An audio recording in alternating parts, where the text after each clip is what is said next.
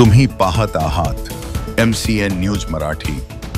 बुलढाणा जिल्ह्यातील संग्रामपूर तालुक्यात येत असलेला उमरा ते एकलाहरा हा शेतरस्ता काही शेतकऱ्यांनी अडवल्याप्रकरणी 23 जून रोजी एकलाहरा येथील शेतकऱ्यांनी संग्रामपूर तहसील कार्यालयात बैठा सत्याग्रह सुरू केला होता।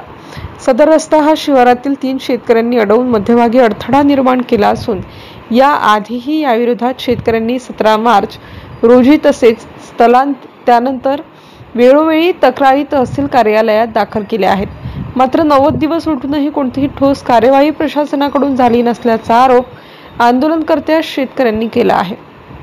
या संदर्भात दोन्ही गावातील शेतकऱ्यांनी मिळून हा शांततामय बैठा सत्याग्रह केला आहे। याकडे प्रशासनाकडून दुर्लक्ष झाल्यास उग्र स्वरूपाचे आंदोलन छेडण्याचा इशारा आंदोलनकर्त्यांनी दिला आहे। MCN न्यूज मराठी करिता रवींद्र शिरस्कार, संग्रामपूर।